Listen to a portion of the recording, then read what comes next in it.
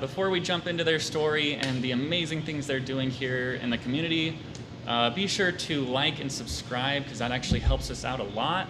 And if you learn anything from this episode, you guys can always check out our other episodes where we have amazing entrepreneurs just like these ones sitting right next to me.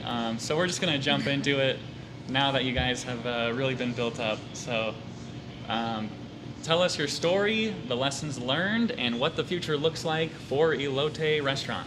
You want to start off with a little background on yourself? All right, so I come from France. I arrived in the US 3 years ago in 2018 actually for my studies, and then I met G, and we decided after a year to open this business. Yeah. Okay, so my name's Gerano, co-owner of Elote here, Elote Restaurant. My family's from Mexico, but been living in the US my whole life. So should I get started now about like how we started the Elote concept? Yeah, so the brand itself, Elote, should I talk to the camera or you? To the camera. To the camera, okay. To all of you people out there. Okay, awesome. So Elote has actually been around for five years now? Yeah. 5 years, yeah, my family started it. First location was just a little mobile easy up in Valley Center. It's still there now. And we just sell roasted corn only on the stick or in a cup with our special corn roaster that roasts corn fresh on the spot. And so we wanted to bring that to Escondido, that same concept, but the city of Escondido unfortunately does not allow mobile units, or they have an ordinance which prevented us from using that concept here in the city of Escondido. So we were forced to look for a place where we had a full kitchen and just forced us to expand into a full restaurant. So that's what we did, and that's where we are currently at, and we've been open now for 2.5 months, getting close to 3. Yep, exactly. And we have a full menu. We worked on a whole new concept. Yeah, so our whole concept, we wanted to really focus on the fresh aspect and kind of build your own and have people see how the food is being prepared. So we have an open kitchen with all the toppings right in front of you. You know, you pick what you want, you pick your meat, and we build it right in front of you. And we just thought that was the best concept because, then we wouldn't have to worry about people waiting for their food too long. And then people, like for me, if I go to a restaurant, I always get a California burrito. That's what I always get. That's my favorite, you know? And the problem with that is every Mexican place has different ingredients for the Cali burrito. So with our concept, if you want tomato, you want wok, you want cheese, you want beans, whatever, you add whatever you like. So, you can't go wrong. Whatever you like on your burrito, you add it and you have yourself your perfect burrito or taco, quesadilla, baked potato, bowl, whatever you like. And of course, we have the corn on the stick and corn in a cup, also known as esquite, and that's also fully customizable to your liking. Yeah. And what were you guys, when you guys were jumping in and starting, was there a lot of risk involved in what you guys were doing at that time, or? How did you feel about it? What was going through your head? Okay, so we made the choice to find a new location that we had to renovate. So we had a lot of work here. The great point is that we were able to choose to make it the way we wanted it. So that was great. We were able to place the corn roaster in front of the restaurant, which is great, but then that's also a lot of work and a lot of stress, obviously. So that took us more than a year. Permits, administration, it's a lot, but we made it. So it was definitely a lot more risk now looking back at it than we thought it was going to be, just because we had no idea the amount of work that was going to go into it. So now looking back at it, we'll probably never do this again, but don't say that. Don't say that. Later down the road, look out for Elote number 2 coming soon. Yeah, and especially we started this project way before the pandemic hit, and we actually signed just before. We signed our lease before the pandemic, right? Yes. So that was the most stressful. Like the way the pandemic impacted everything, slowed us down with everything, permits. You know, we signed the lease, so we had to start paying rent. Luckily, our landlord was pretty understanding, you know, and he worked with us. We even to begin with, a lot of places didn't want to accept us because we didn't have the money required to open a restaurant. And we're pretty young too, so yeah, we a lot of places we called, they would always ask like, do you already have an existing restaurant? And we would say no, like, and they're like, okay, so kind of lets them know like you don't really know what you're doing, you know. So and it gives you a higher chance of failing. So where the landlord doesn't want that. So we were really lucky that our landlord Jerry took a chance on us. You know, he even let us know, you know, it's a little risky, but I'm gonna let you guys give it a shot, you know. So we're very thankful for that.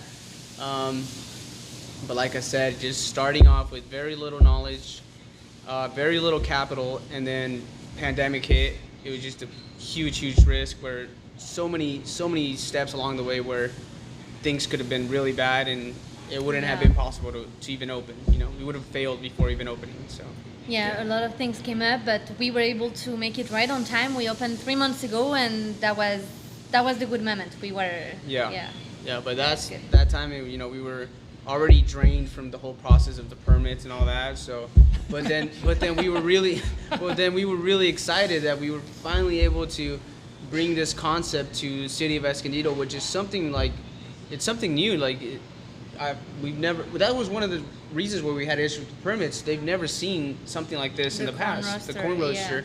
And so we had to do all kinds of paperwork, all kinds of certification, and that's really what took a long time, because it was something new.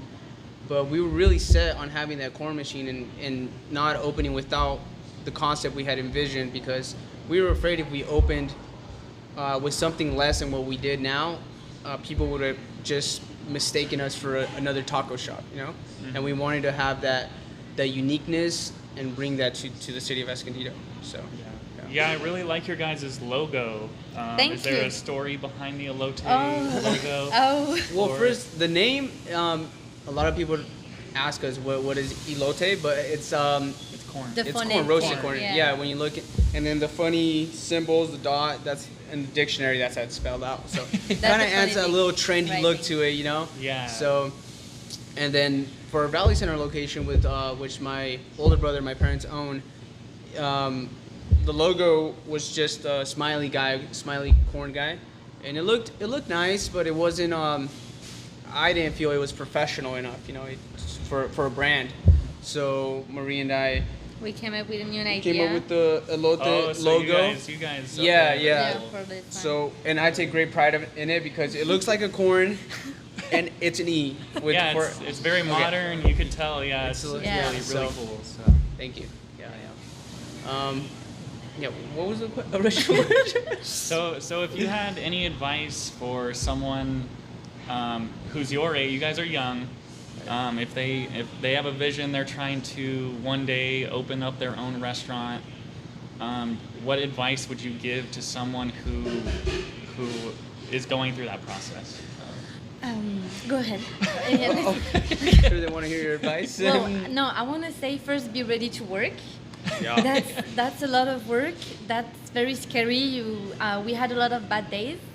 It's very hard also because a lot of people don't, as you say, we're pretty young, so a lot of people do not believe in you, or they don't take you serious. They don't take you serious. At the beginning, it was we faced that a lot.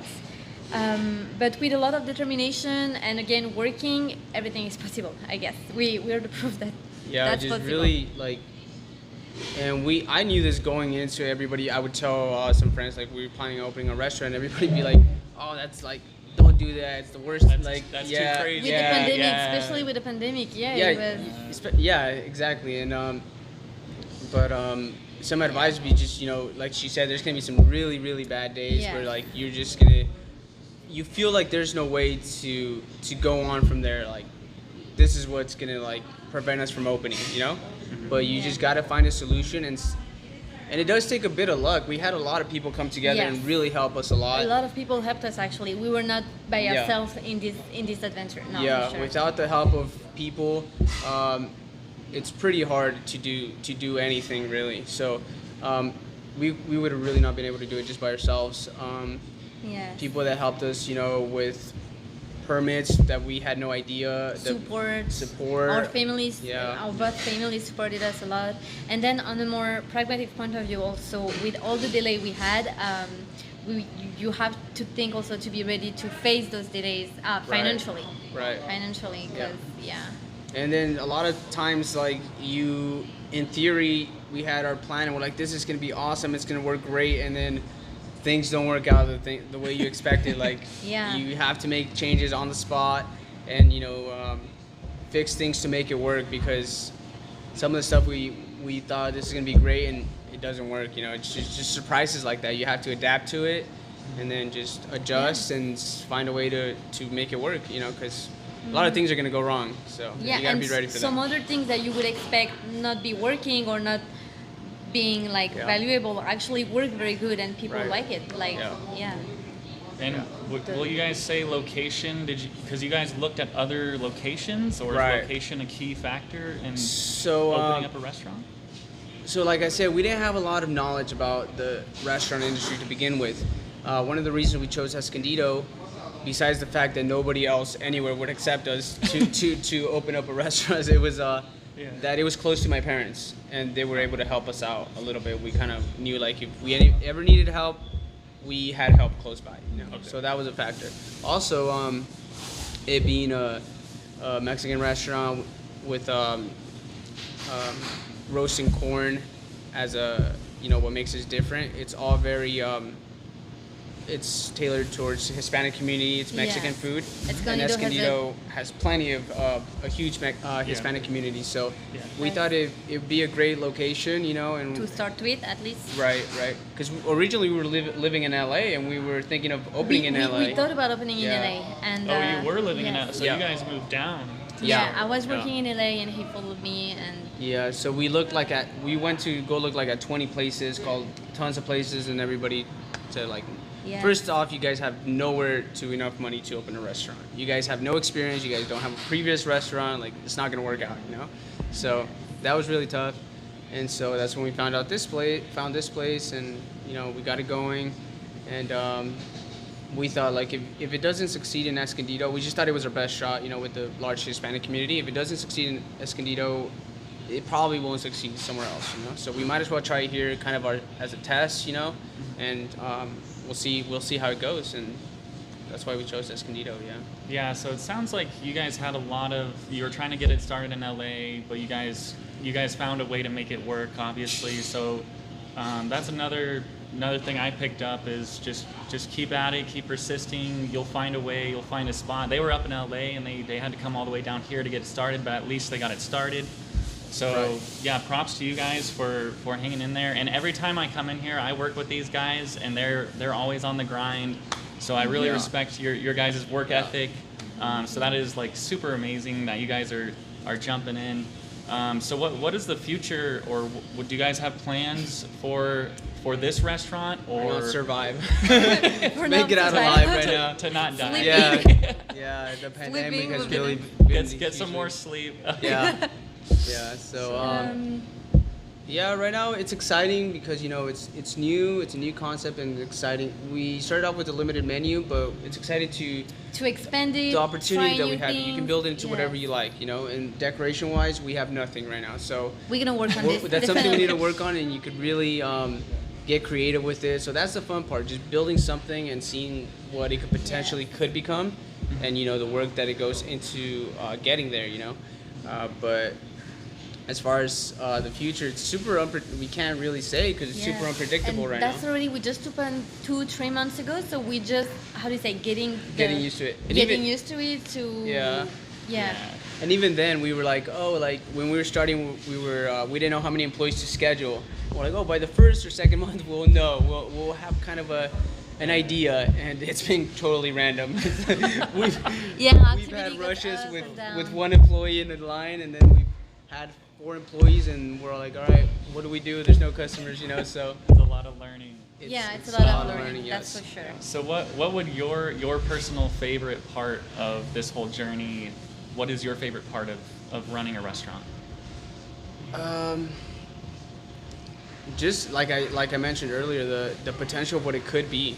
You know, you look at other brands like Chipotle and Subway or other brands that have such a big name, and then I really feel like we could get to that. It's gonna take years and years, but So that's okay. That's it has what's up. potential Yeah. when you build He's very something, ambitious. He's very That's So ambitious. when you awesome. build Yeah. something and and it's not just building it for myself because I get pleasure out of it, but because we're also giving a new, healthier option to the community that wasn't there before. I feel like when you think about Mexican food, like the Mexican food that my mom cooks at home is not the same Mexican food I get at fast food Mexican places, So it's kind of like that home, healthy Mexican food, but to go. Fresh, Oh, yeah. okay. So we really focus a lot on the freshness, the quality. Like since the beginning, the corn, you can get boxes of corn for half the price what we get them for. But we always choose to go with the best quality there is possible. So that goes for our meat, avocado, veggies. We always go with the best quality we can get. As far as like the pico, we had tons of companies come and offer us pico, salsa, Already guacamole, prepared. pre-made, which I'm sure a lot of places use because it's very convenient, it's very time-saving. And so we just found out it wasn't the same taste at all. Like the quality wasn't there, the taste wasn't there. So instead of having that convenience of just opening a bag of pico and serving it, it takes a second to have it ready. We make all our pico from scratch. It takes about an hour and a half for our employee to make it, but it's just a better quality.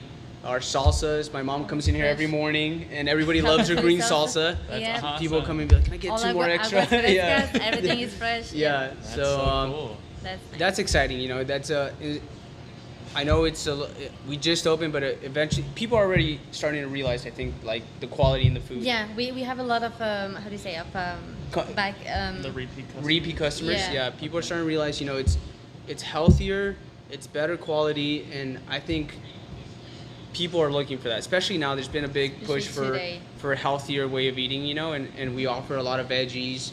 I mean, yeah. So I think it's a good alternative. So I'm excited about that. That's what excites me. Providing people with a better product, healthier for them, and then also that once they recognize that and then they buy from us, then that excites me that we can build this into something big. So yeah. That's awesome. And what is your favorite part? So for now, I think I like to work with people. Right now, we have very good employees. It's nice to work as a team, to see them feeling concerned, to work to make it bigger.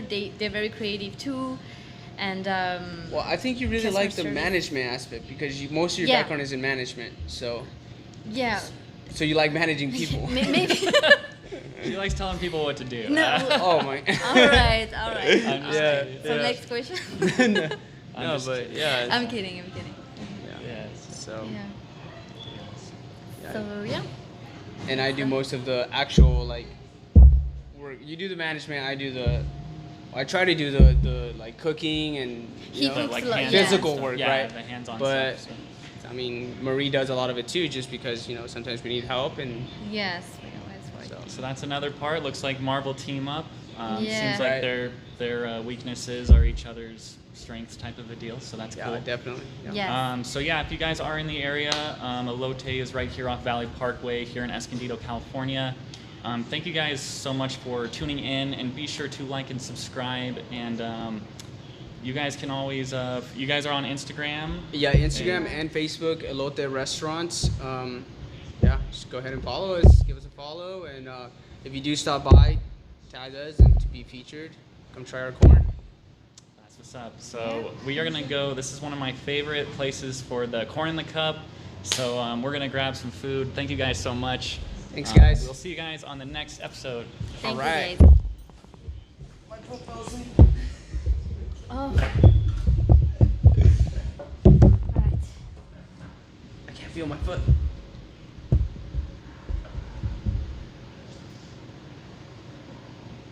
I feel like you did pretty good. There were some questions coming in.